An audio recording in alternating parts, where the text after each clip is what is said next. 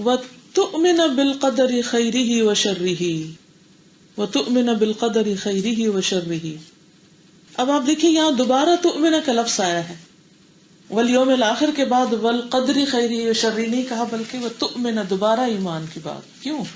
کیا وجہ ہو سکتی؟ ہاں ایمفیسس کے لیے، ٹھیک ہے نا، کیونکہ بہت سارے لوگ ایمان ہی نہیں لاتے، ٹھیک ہے نا، تقدیر کو نہیں مانتے، تو اس لیے نبی صلی اللہ علیہ وسلم نے دوبارہ وتؤمن بالقدر خیرہ وشرہ بتایا، رائٹ؟ تو یہ اس ایمان کی اہمیت کی وجہ سے ہے۔ بہت سے لوگ آخرت کو بھی مان لیتے ہیں، رسولوں کو بھی مانتے ہیں، کتابوں کو بھی مانتے ہیں، باقی سب چیزیں مان لیتے ہیں، تقدیر کے مسئلے پہ آ کے اٹک جاتے ہیں، اور یہ ایک بہت بڑا ٹیسٹ ہے۔ جب ہم نے کہہ دیا ایمان بالغیب، تو تقدیر بھی اللہ کا راز ہے، اللہ کا سر ہے، اللہ نے اس کی ساری حکمتیں اور اس کے سارے ارادے جو ہیں ہم اس کو نہیں جان سکتے، وہ اللہ نے اپنے پاس ہی رکھے ہوئے ہیں۔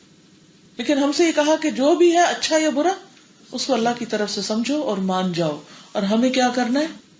بس مان جانا ہے، اپنا ایمان بچانا ہے۔ اس میں بحث سے، اس میں زیادہ سوال کرنے سے، اس میں شک کرنے سے ایمان میں نقص آتا ہے اور فائدہ کچھ بھی نہیں ہوتا، کیونکہ دن رات بھی اگر ہم تقدیر کے مسئلے کو حل کرنے کی کوشش کریں تو حل نہیں کر سکتے۔ تو بس ہمیں یہ پتا ہونا چاہیے کہ ہم نے ایمان لانا کس طرح ہے، ٹھیک ہے؟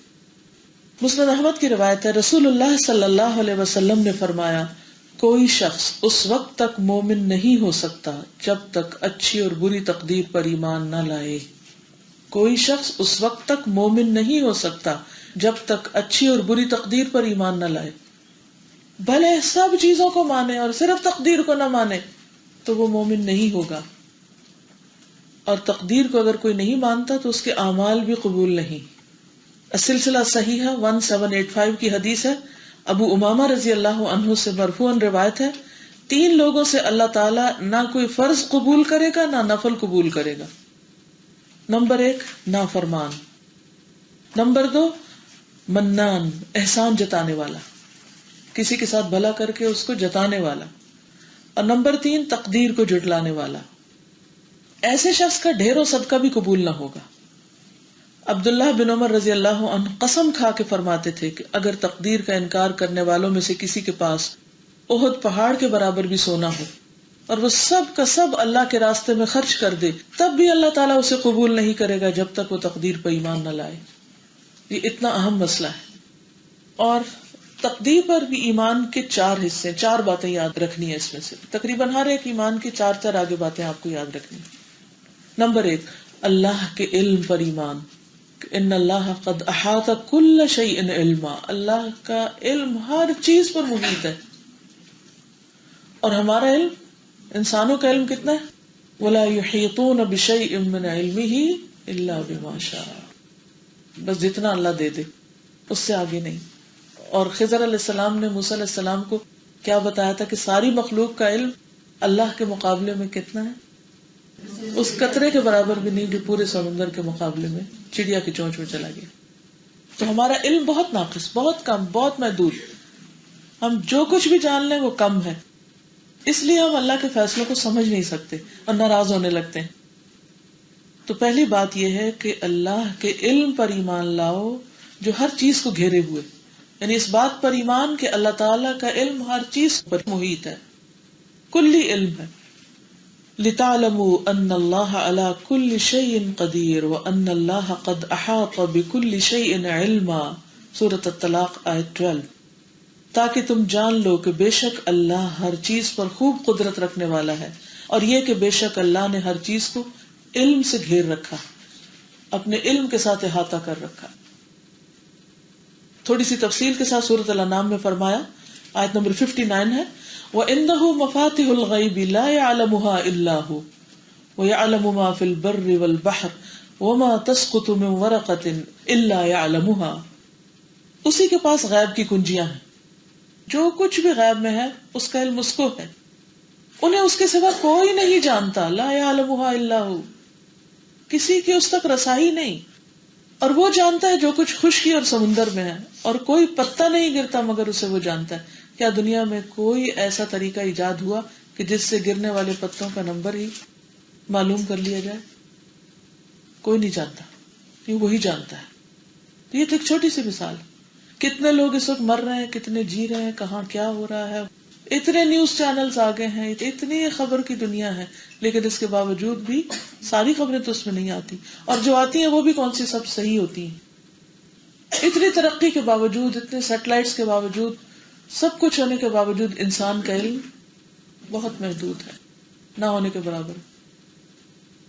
اور بعض اوقات علم لکھا ہوتا، کتابیں اور لائبریریاں بھری ہوئی ہیں، لیکن پڑھنے کا وقت کس کو ہے؟ کیسی کیسی ریسرچ ہو رہی ہے، لیکن وہ سب جانتا کون ہے سوائے چند ایک لوگوں کے جنہوں نے وہ کی یا جو اس سے متعلق ہے. ایک شعبے کا جو اسپیشلائز کرنے والا ہے وہ دوسرے کے بارے میں کچھ نہیں جانتا. ایک سے دوسرا سوال ڈاکٹر سے کرتے ہیں تو وہ بھی کہتا نہیں یہ میں نہیں جانتا. کسی بڑے سے بڑے عالم سے کچھ پوچھ لیں تو وہ کہتا میں نہیں جانتا، دوسری اپائنٹمنٹ لے لو، اس کو انویسٹیگیٹ کرنا تو فلاں جگہ پر جاؤ. بس ریفرل ہی دیتے رہتے ہیں، اس کے بعد آگے چلے جو، پھر آگے پھر آگے پھر آگے.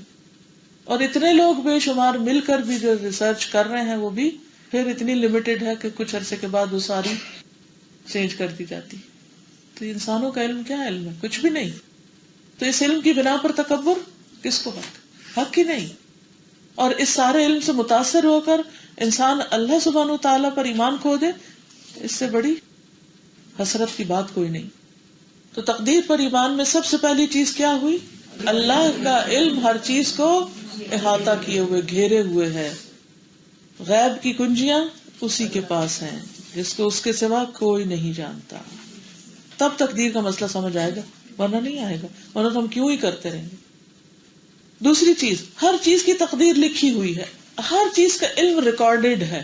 یعنی ایسا نہیں کہ صرف علم ہے بلکہ ہر چیز لکھی ہوئی موجود ہے. اللہ سبحانہ وتعالیٰ نے زمین و آسمان کی تخلیق سے 50,000 سال پہلے قلم کو پیدا کیا اور اسے حکم دیا لکھو. اس نے کہا کیا لکھو؟ تو اللہ تعالیٰ نے فرمایا کہ ساری مخلوقات کی تقدیر لکھو. تو سب سے پہلے اللہ تعالیٰ نے قلم کو پیدا کیا اور اسے مستقبل میں ہونے والی ہر چیز کو لکھنے کا حکم دیا. وَكُلَّ شَيْءٍ أَحْصَيْنَاهُ فِي، پڑھیے نا سورۃ یاسین تو سب کو آتی ہوتی. وَكُلَّ شَيْءٍ أَحْصَيْنَاهُ فِي إِمَامٍ مُبِينٍ، سورۃ یاسین آیت 12. اور جو بھی چیز ہے ہم نے اسے ایک واضح کتاب میں لکھ رکھا ہے، ضبط کر رکھا ہے. تو اللہ تعالیٰ نے سب سے پہلے قلم کو پیدا کیا اور اسے مستقبل میں ہونے والی ہر چیز کو لکھنے کا حکم دیا. یہ السلسلہ صحیحہ کی حدیث نمبر 133 ہے. رسول اللہ صلی اللہ علیہ وسلم نے فرمایا، صحیح مسلم کی حدیث ہے 6919، اللہ تعالیٰ نے آسمان و زمین کی تخلیق سے 50,000 سال پہلے مخلوقات کی تقدیر لکھی اور اللہ کا عرش پانی پر تھا.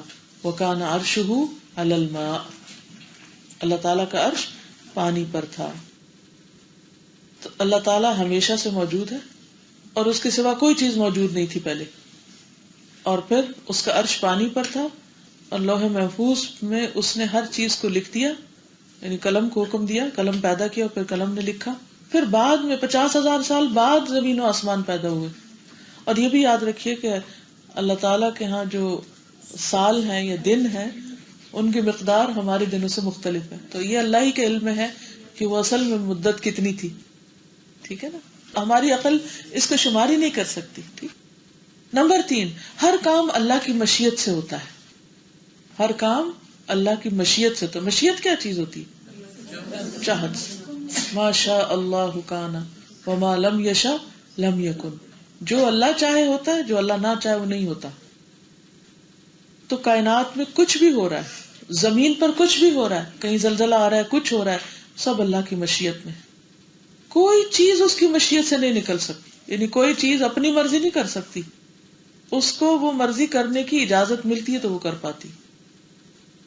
قرآن مجید میں اللہ تعالیٰ فرماتے ہیں سورۃ البقرہ آیت 253، وَلَوْ شَاءَ اللَّهُ مَا اقْتَتَلَ الَّذِينَ مِن بَعْدِهِم مِّن بَعْدِ مَا جَاءَتْهُمُ الْبَيِّنَاتُ وَلَٰكِنِ اخْتَلَفُوا فَمِنْهُم مَّنْ آمَنَ وَمِنْهُم مَّنْ كَفَرَ وَلَوْ شَاءَ اللَّهُ مَا اقْتَتَلُوا وَلَٰكِنَّ اللَّهَ يَفْعَلُ مَا يُرِيدُ.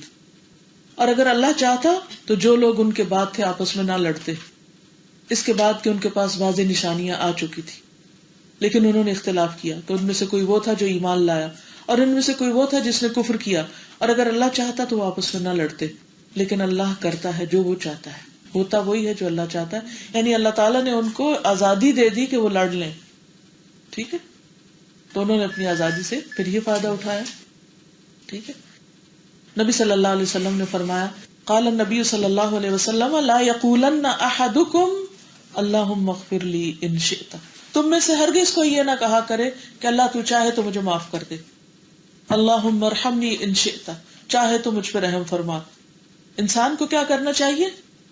یقین سے دعا مانگنی چاہیے، کیونکہ اللہ جو چاہتا ہے کرتا ہے، اسے کوئی مجبور کرنے والا نہیں. تو مطلب اس کا کیا ہے کہ ہر چیز اللہ ہی کی چاہت سے ہوتی ہے، تم اپنا کرنے کا کام کرو. پھر اسی طرح کاش کہنے سے منع کیا گیا، کاش یہ نہ ہوتا، کاش وہ نہ ہوتا. کیوں منع کیا گیا؟ کیونکہ اللہ نے جو چاہا کیا، جو ہوا اللہ کی مشیت سے ہوا. تو کاش کہنے سے شیطانی دروازہ کھل جاتا ہے اور انسان کے اوپر حسرت ہو جاتی ہے. چوتھی چیز، اللہ کے علاوہ باقی سب اس کی مخلوق ہے.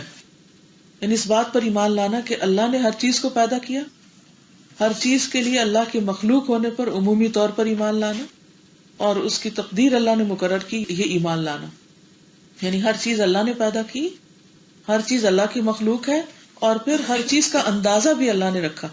سورۃ الفرقان آیت 2 میں آتا ہے وَخَلَقَ كُلَّ شَيْءٍ فَقَدَّرَهُ تَقْدِيرًا.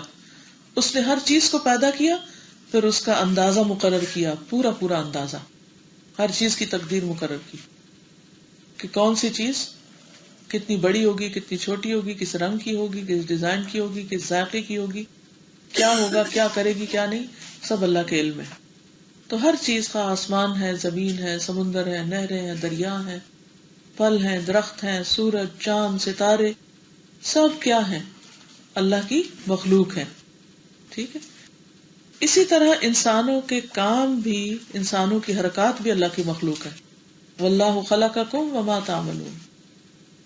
تو بندوں کے جو افعال ہیں، بندوں کے جو کام ہیں، وہ بھی اللہ ہی کی تخلیق ہیں. تو 4 چیزیں تقدیر میں آ جاتی. نمبر 1، اللہ کے علم پر یقین. نمبر 2، ہر چیز کی تقدیر لکھی ہوئی ہے. نمبر 3، ہر کام اللہ کی مشیت سے ہوتا ہے، اللہ کے حکم سے ہوتا ہے. اور نمبر 4، اللہ کے علاوہ سب اس کی مخلوق ہے، اور ہر چیز نے کیا کرنا ہے وہ سب بھی اللہ نے